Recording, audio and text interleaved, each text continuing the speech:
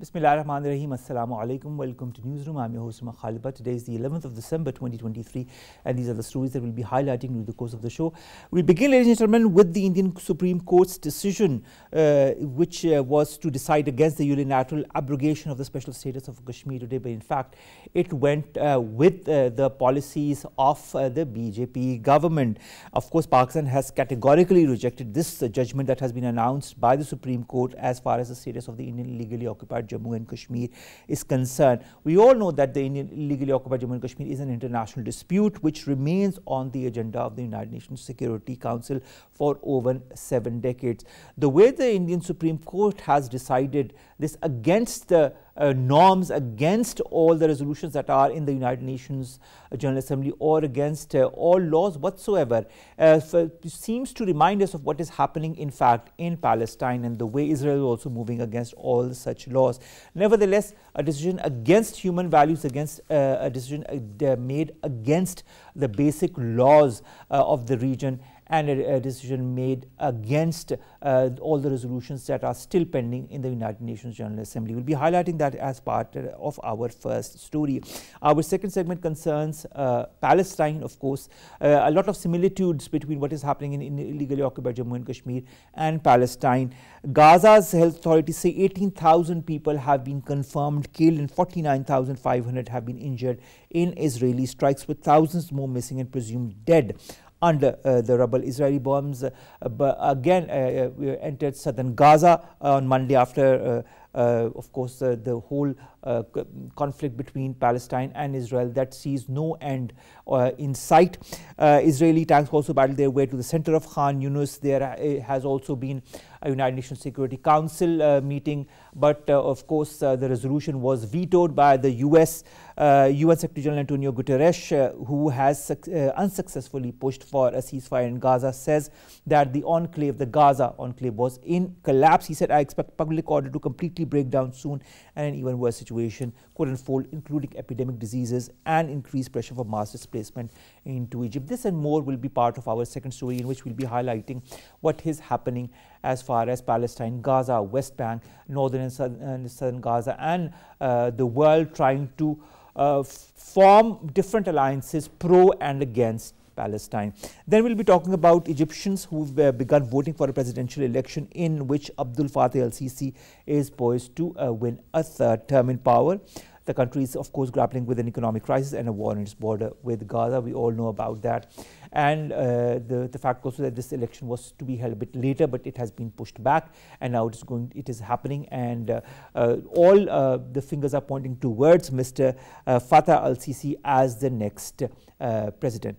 Finally, we'll be talking about the International Mountain Day, which is being celebrated across the globe today. The mountains are, of course, a very impressive and important part of our ecosystem, and they play a very important role as far as our environment is concerned. The way to move forward in an environment-friendly atmosphere is to preserve the sanctity of the mountains, and this is what we're going to discuss in our last video. Let's begin with our first, and that concerns the special status decision that has now been taken by the Indian Supreme Court as far as Article 370 is concerned. The Indian Supreme Court basically threw aside Article the 370 and has sided with the Indian government as far as the Indian illegally occupied Jammu and Kashmir, as per what they say, being part of India. More in the following report. Special status bias judgment.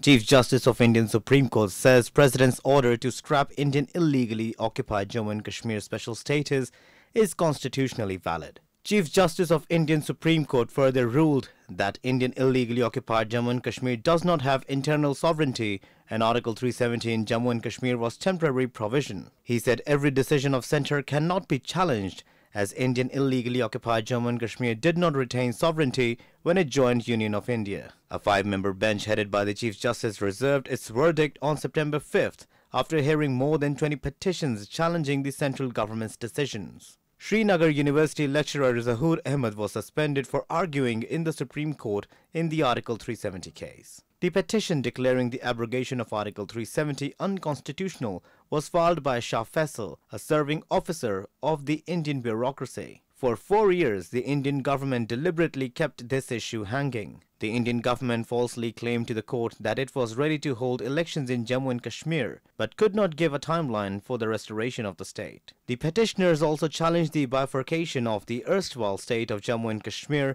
into the two union territories of Jammu and Kashmir and Ladakh under the Repeal of Special Status of Jammu and Kashmir Act. Meanwhile, India created new stories of persecution in Kashmir. Kashmiri people strongly protested against this cruel decision of India. In the context of Indian extremism and Modi government fascist policies, Kashmiris cannot expect justice from Indian courts, says the experts. Modi has completely controlled all the institutions of India, including judiciary, army, governance, media, and the parliament, so no unexpected decision can be expected, says the experts. This decision will clearly show whether Indian judiciary is independent or Modi's rule has been fully established on it.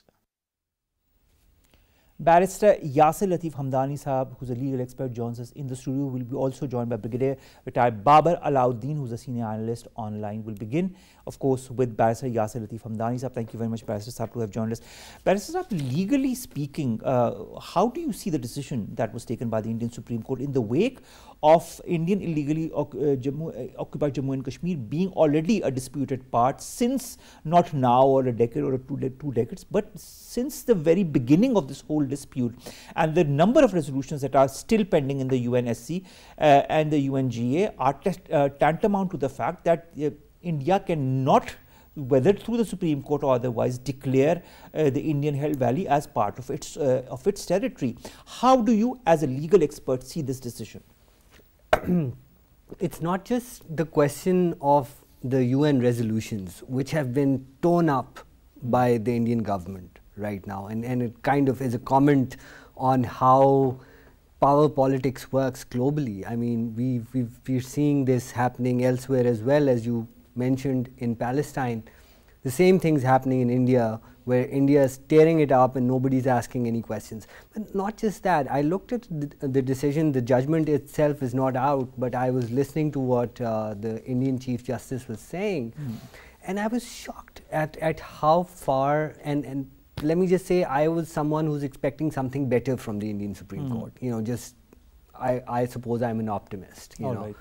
Unfortunately, what he said was just bunkum. I mean, what he talks about, and he says there's no internal sovereignty, but the fact of the matter is that when this Jammu and Kashmir, the part that India took over, and there was that document of accession, one of the conditions was that there would be a constituent assembly which would decide Kashmir's fate, and this would be a Kashmiri constituent assembly.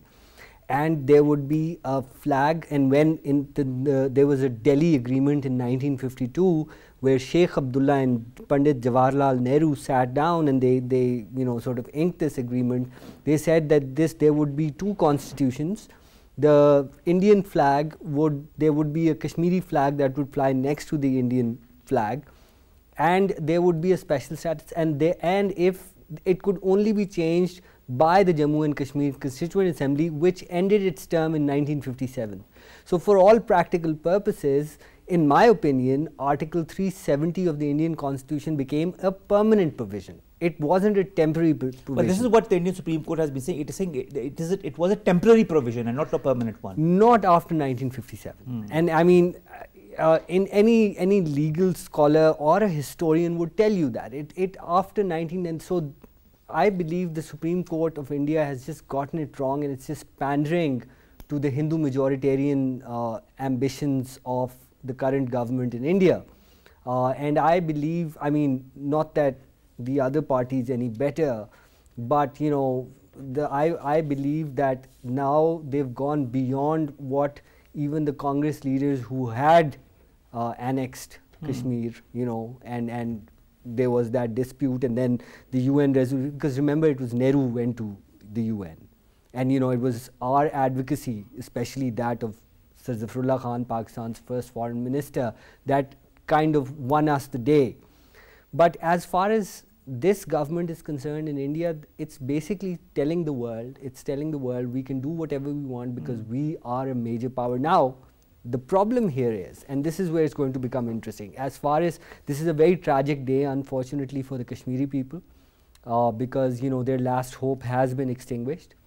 But I don't. So India has these great delusions of grandeur where they think they're a global international power and they want the veto power. They want to be part of that. I know, UNSC. UNSC, the veto power on that UNSC. The UN Charter would not allow them to become that, if indeed that is their case, so long as they are in violation of a UN resolution. But given the nature of the power politics that we see around right now, and again, the parallel is astounding. What is happening is in Palestine, and there are so many similitudes between how the BJP government is operating and how the Israeli government is operating. It seems as if the Indians are copying the Israeli model exactly in Indian illegally occupied Jammu and Kashmir, or vice versa for that matter. I believe that as far as the Indian government goes, it has bitten that bullet, but it's also said goodbye to any UNSC or any seat or permanent seat on the UNSC which would get them a veto. But what happens now? The Kashmiris have now been made into a disempowered community in their own land. Again, it reminds us of what the Palestinians are going through as well. But what happens to the Kashmiris now? This is, like I said, it's a great tragedy. But you see, going back to the Palestine issue, the world powers ensured that there would be an Israel, which went against the logic, in terms of settling a European population in the Middle East, and that somehow has survived.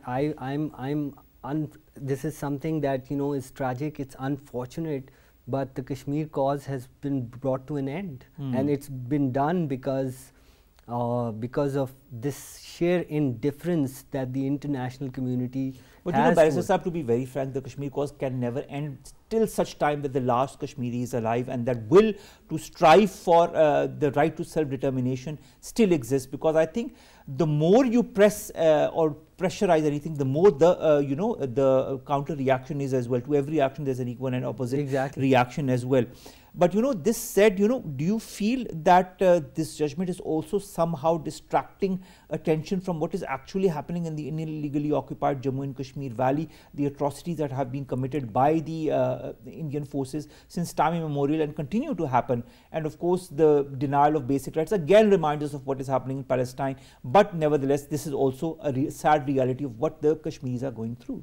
It is. I believe that what's been done to suppress the will of the Kashmiri people is, I mean, there is that parallel with Palestine, but India has been doing it for even longer, in my opinion. All right. So there is, since 2019, there is systematic suppression of all freedom of expression and speech for the people who've been fighting for their independence for so long. So I do think that the Indian government, but again, I must say, it's just the drama of power politics that has been played in Kashmir now, and with this particular thing, if the international community doesn't react, and I don't think the international community will react, it is for all practical purposes going to, bring, it's just, I just feel, I feel that there's, what can one say? Helpless. I mean, the word that comes to mind is exactly. Helplessness, sheer helplessness, in terms of you can't do anything, and this is where things then break down, and, I mean, what's the alternative to diplomacy and constitutional What is the alternative to diplomacy? Brigadier Babar Alauddin Saab, senior analyst, joins us online. Brigadier Saab, what is the alternative to diplomacy? What can happen? Is the international community going to react to what the Indian Supreme Court has decided? Will they let the people in Kashmir be disempowered in their own land? What is the future of Kashmir now that the decision has come? I personally feel that this decision is, first of all, we have to see that is this decision right in a way that is the Indian Supreme Court, for that matter, authorized to take a decision on the status of occupied Kashmir? No. Kashmir dispute is very much on the agenda of UN Security Council, and that the Security Council resolution very clearly declares that as far as the Kashmir is concerned, no party, both India and Pakistan, can take a decision unilaterally. So first of all, what Indian Supreme Court has given this verdict, that verdict is not as per the I would say the basic spirit of the Security Council resolution. It's not authorized to do that. Whatever they keep doing, in what we are seeing in last 10 years, the way Narendra Modi and his mindset has ruled India, they have subdued every national institution in India. So judiciary is not independent once it comes to taking decision or giving a verdict against the decision of the federal government. So I think as far as diplomacy is concerned, you are never short of options. Options are there. Just disappointment is there. But what can you do? You don't need to be just absolutely helpless and hopeless. That feeling should be there. Pakistan has a very strong case. Pakistan very strongly can go back to the international community about this verdict. I think we should not delay it, because once you go there, let's see what the word says. And even if somebody vetoes or somebody opposes this resolution of Pakistan, doesn't make any difference. We have seen that 2 days back, the United States, it vetoed the resolution about ceasefire in Gaza. But what has been done? Has the Palestinian been defeated? Is the issue resolved? Has the Israel been able to just occupy the entire Palestinian territory? No. The cause remains there, the issue remains there. So I think diplomacy must be given a chance. And there is a time for Pakistan to very strongly react diplomatically, using all options in diplomacy. Our foreign minister is a very seasoned diplomat himself. Our ambassador to the US himself is a very seasoned diplomat. So I'm very sure the government is going to take it up. Unlike what we actually did in August 2019. At that time, I think we took it a bit lightly, and that actually really what we have to repay. So, first of all, this decision will not be accepted by the Kashmiris, naturally cannot be accepted by the people of Pakistan, and situation on ground is just not going to get better and better. What the Indians say, well, let them do it, because they have been doing it as a plan. But has that plan succeeded? Despite the fact, whatever they have done in Kashmir in last 4 years, the Supreme Court has allowed the government of Narendra Modi to do whatever they have been doing in Kashmir on ground for last 4 years. So as far as the Indian judiciary is concerned, similar type of a decision verdict we saw in Babri Masjid's case. Similar sort of decisions we have been seeing in the cases of leaders of the Hurriyat leaders, like you see Afzal Guru and Yasin Malik, and so there are so many cases which have been put up to the Indian Supreme Court and High Courts. They have been giving decisions, and this decision should not be a surprise to us. This should not be a surprise to any law-abiding citizen. This should not be a surprise to anybody who believes in reality. This Indian had to do, and they've been doing it. I personally feel, concluding your question, that Pakistan have options. We must utilize all options in diplomacy, give the diplomacy a chance, keep pressurizing India, knocking all the doors at the international forum, keep exposing them, especially under these circumstances these days. Otherwise, also in Western capitals and United States, in Canada, Indian government, Indian secret agencies, otherwise being criticized due to other reasons of targeting a bona fide citizen of those countries belonging to the Sikh community. And human rights violation issues in India, especially against Muslims and minorities, are being highlighted at the international forum. So world community sooner or later will have to give and pay attention to this. Otherwise, like Palestine, this issue is going to remain alive. Peace in the region is going to be compromised, in ultimately endangering the peace of the entire world. Thank you so very much, of course, Brigadier Babar Alauddin Saab, Senior Analyst, to have joined us and to have given us such a broad outview of what has happened and what are the options that remain with Pakistan as well as with the Kashmiris. Coming back to you, last question, Barrister Saab, what are the legal or diplomatic options? Pakistan has always said, in our Foreign Office also, as a reaction to this decision taken by the Indian Supreme Court, said, and I quote, Pakistan will continue to extend its full political, diplomatic and moral support to the people of the Indian illegally occupied Jammu and Kashmir for realization of their inalienable right to self-determination. What options does Pakistan have on the legal front? Is ICC an option? Is ICJ an option? Are other fora an option? is there any diplomatic option for Pakistan that it has been doing in the past? It has gone to the UN, to the OIC, to the SCO. It has highlighted this issue on many different fora.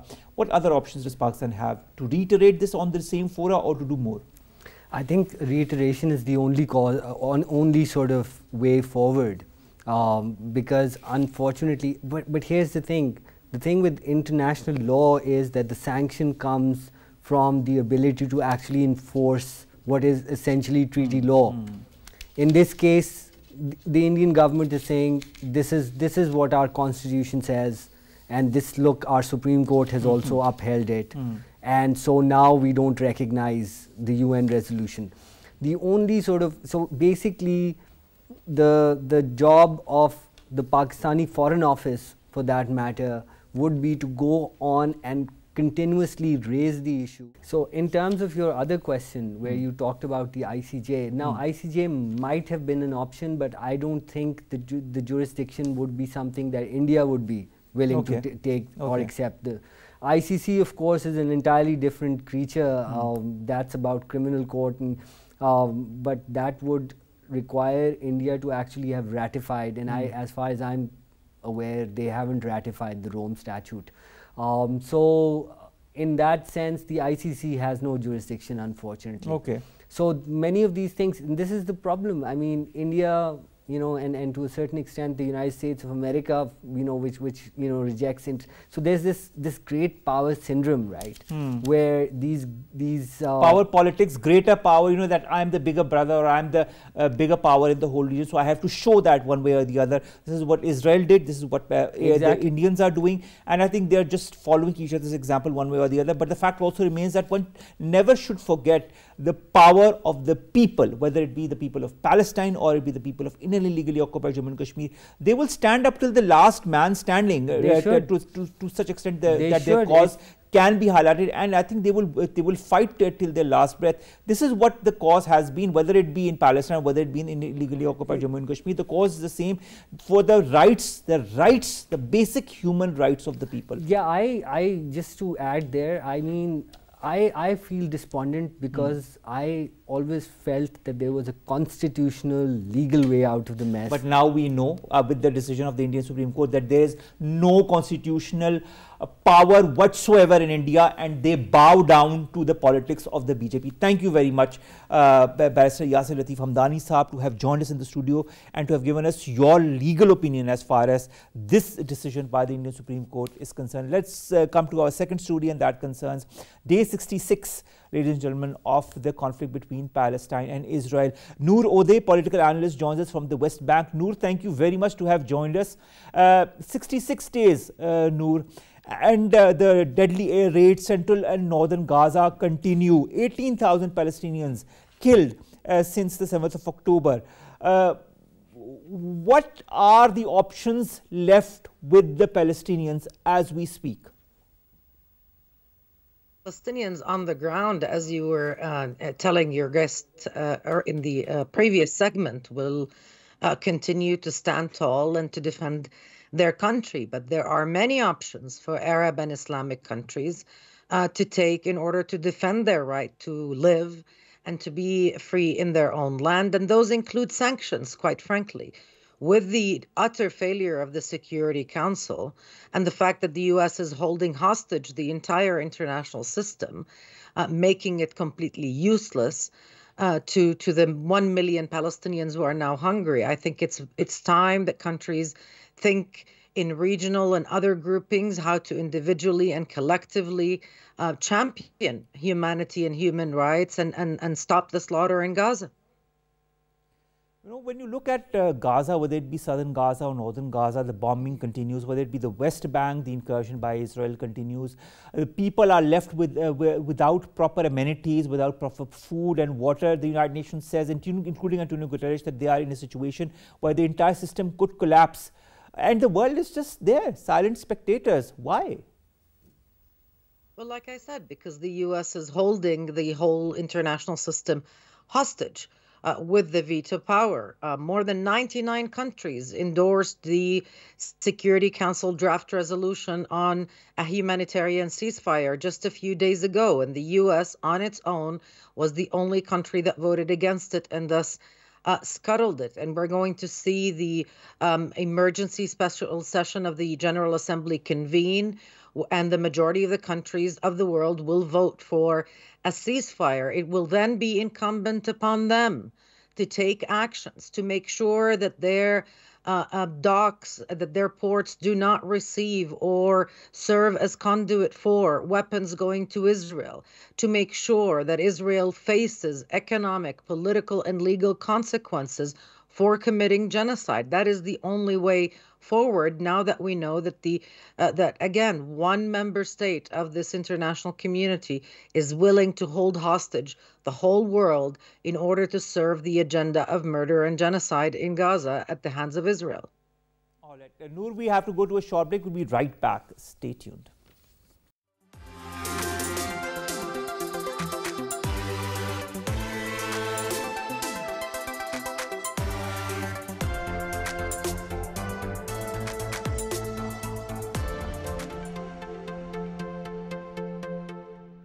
Welcome back. We're discussing day 66 of the conflict between Israel and Palestine. Nour Odeh continues to join us from the West Bank. Nour, thank you again to join us back for this very important segment.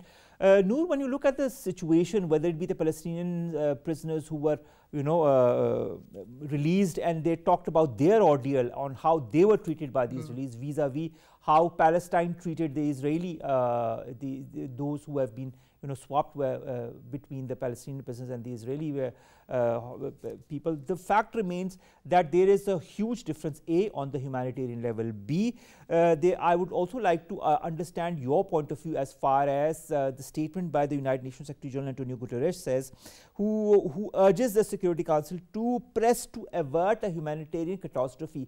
Isn't the humanitarian catastrophe already upon the people of Gaza? Well, the UN Secretary General is talking about something even worse. He told the Security Council that already half of the population is starving. And the fact that Israel is bombing everywhere, and the fact that Israel controls how much humanitarian assistance enters Gaza and where it can be distributed, and its bombardment has made it nearly impossible for UN agencies to function, we are now running the risk of all of these agencies stopping their operations. And that means that instead of 1 million Palestinians starving, you will have 2.2 million Palestinians starving of food, of medicine, of water, and also being bombarded all the while. And so this is unprecedented in modern history. There is nothing that can match the kind of humanitarian suffering that Israel is engineering in Gaza. And we have to make it very clear. People in Gaza are not hungry. They're not starving because they can't buy food or because not enough generous donations are being made. People are starving in Gaza because Israeli policies are deliberately pushing them into starvation. Because even if you have money in Gaza, there is simply nothing to buy. Israel has closed all the border crossings of the territory, so you can't bring in anything without Israel's say-so. And I think what has happened over the past few days at the United Nations is extremely dangerous and really historic.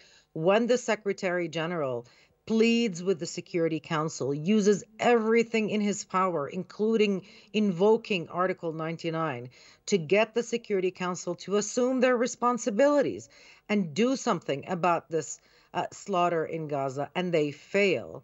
It is no wonder that Secretary General Guterres said in Doha just yesterday that this system is failing humanity, that it is impeding UN agencies from doing what they need to do to save more innocent lives. And that is a very dangerous place for all of humanity to be at, not just in Palestine. The ramifications of this will be felt all over the world, that every rogue country that believes that it is above international law, above accountability, will feel more emboldened now to expand, to occupy more territory, to kill more civilians, to impose siege on them, knowing full well that there is now precedent where the Security Council failed, where it refused to act because the ally of one of the permanent members is doing the killing.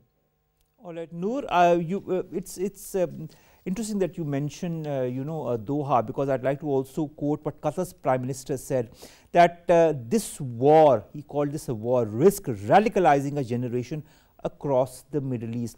I'd like to add what the World Health Organization says. It says that this is humanity's darkest hour, quote unquote. It says it will be all but impossible to improve the catastrophic situation in Gaza. I understand the veto by the US. Isn't there any parallel system? Aren't there other countries in the world that can unite and help Palestine in this hour of need? I think there are. I think there are many groupings that can mobilize on their own and create more pressure and create an impact. We've seen mobilization at the Arab League and the Islamic Conference of Organization of Cooperation. We've seen even European countries say that they're fed up with this failure, that they cannot, in good conscience, see what is happening and stay silent. And so my point is that at this point, all of these, sincere sentiments are well appreciated, but the only way they will make a difference is if they're matched by actions. And like I said at the beginning of the interview, I think there's a lot that can be done. Sanctions need to be imposed on Israel. Contracts with that state and with those who help it need to be reviewed. Conditions need to be put in place in order to send a very clear message that no country will partake, will be complicit in the genocide going on right now in Gaza. It is unconscionable that all of this is happening while Israel continues to receive aid and to sign agreements and to be treated as a normal state, as a law-abiding state. Ports, unions are refusing to transfer the goods and the weapons that are being transferred to Israel. Now states have to step in and make these actions more firm, make them hurt more in order to make it very clear that you cannot commit genocide without consequences. And I want to conclude by just giving your viewers a perspective, a global perspective about what's happening in Gaza. And this was done by experts, right, who studied the level of destruction over 3 years in Dresden during World War II, and the level of destruction Israel has caused in Gaza. It took Israel 2 months of bombardment to create the kind of destruction that more than 3 years of Allied bombing over Dresden and other cities caused. That's how severe and unprecedented what is happening in Gaza right now. That is how dangerous it is. It is earth-shattering, and it's not enough to say that we are appalled. There has to be matching actions of countries that can make a difference and that can save lives and that can exact consequences on Israel that is now receiving still military assistance, financial assistance, and political assistance from its enablers around the world. Noor, I'd like to also understand what is the situation exactly in the West Bank where you are presently? Well, the situation in the West Bank is, first of all, compounded by what is happening in Gaza. There are dozens of homes and families here in the West Bank that have been impacted directly by the killing in Gaza. They have lost scores of family members, and are, their souls are crushed by all of this loss and by the fact that they cannot do anything to help their surviving family members. And the Israeli occupation has, since October 7th, fragmented the West Bank, made movement between one city and one Palestinian city and another extremely difficult and dangerous. The number of Palestinians that Israeli soldiers and settlers killed just in the past 2 months amounts to 60% of all killings since the beginning of the year. They've killed over 280 Palestinians just in the past 2 months, including many children. So the Israeli army, the Israeli settler militias have used the smokescreen and the fog of war in Gaza to also step up oppression in the West Bank, to dispossess entire communities in the West Bank and drive them out of their home and confiscate more land and expand those settlements, which also constitute war crimes under the Rome Statute. So a lot is happening in the West Bank. Of course, it cannot possibly compete with the kind of news coming out of Gaza and the scope of the tragedy there. But I think it's important, and I thank you for your question, because what is happening in the West Bank is strategic. It will have a long-term impact, and it certainly serves the agenda of this right-wing government in Tel Aviv that wants to annex the entire West Bank with as few Palestinians as possible. So dispossession also on the agenda, not just in Gaza, but also here in the West Bank. Nour, also, I'd like to refer to what Norwegian Refugee Council Chief Jan Egeland said. He said the Israeli bombardment of Gaza now ranks amongst the worst assaults on any civilian population in our time and age. This by those who have been affected post the Second World War. Those who already know what suffering means are now those who are inflicting suffering on others. What kind of a psychological maneuvering, in your point of view, is this, that those who have suffered the wrath after the Second World War are now inflicting that same wrath in another way whatsoever on innocent civilians in Palestine, in Gaza? Haven't they understood from what they themselves went through or their elders went through? Well, one would think that they did, and one would have hoped that they did. After all, the whole world created this international system and adopted the Universal Declaration of Human Rights and all of these treaties in order to make sure that the atrocities of World War II, of the Holocaust, are not repeated. And yet, people who commit atrocities always find an excuse for it, always find a way to justify it. And they begin by dehumanizing the people that they are killing. And that's exactly what we saw at the beginning. Israelis dehumanizing Palestinians, calling them human animals, saying there are no innocent civilians in Gaza. And unfortunately, not enough people, not enough countries fought and pushed back against that kind of genocidal rhetoric. But I think we also need to, in order to be fair, we need to keep in mind that there are many Jewish groups around the world who have opposed Israel's war, who say that never again should mean never again for everybody, and that what is happening in Gaza should not be happening in the name of Jewish people because it simply does not represent them. We've even seen also human rights organizations inside Israel who have called for an end to this war and an immediate ceasefire. So while these voices, these brave, principled voices exist, unfortunately, the fact that the military and political establishment in Israel is so determined to commit these crimes adds to the tragedy.